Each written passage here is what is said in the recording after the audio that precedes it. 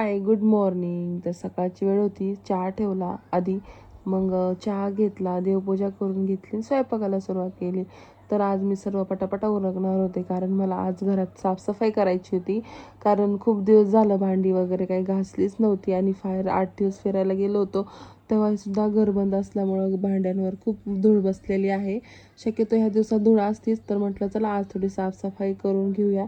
थोडी म्हणजे तरी भरपूर, आम्हाला पूर्ण दिवस गेला. आईंनी मला मदत केली, तरी पण आम्हाला खूप वेळ गेला त्याच्यामध्ये. तर सर्वात आधी मी भाजी करून घेतली. तर आज मी फ्लॉवरची भाजी करणार होते आणि चपात्या करून घेतल्या. तर चपात्या झाल्यानंतर मग मी जेवण करून घेतलं आणि आई आणि पप्पा ओवीला घेऊन रानात गेले होते थोडा वेळ. बाकीची मी राहिलेली थोडी कामं उरकून घेतली आणि दुपारी मग मी सुरुवात केली आपली भांडी काढायला. तर सगळ्यात आधी मी सगळं किचन मोकळं केलं आणि आपण आधी किचन वाटा वगैरे घासून घेतला. तर सगळं वर चढून मी एकदम झटकून बिटकून एकदम स्वच्छ करणार होते.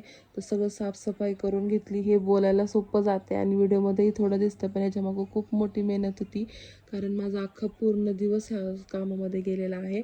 तर सर्व मी साफ करून घेतलं, डाग वगैरे घासून घेतले.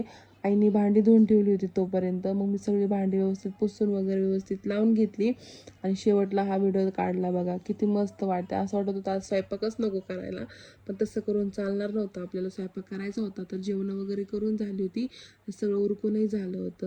आजच्यासाठी एवढंच. Thank you, bye.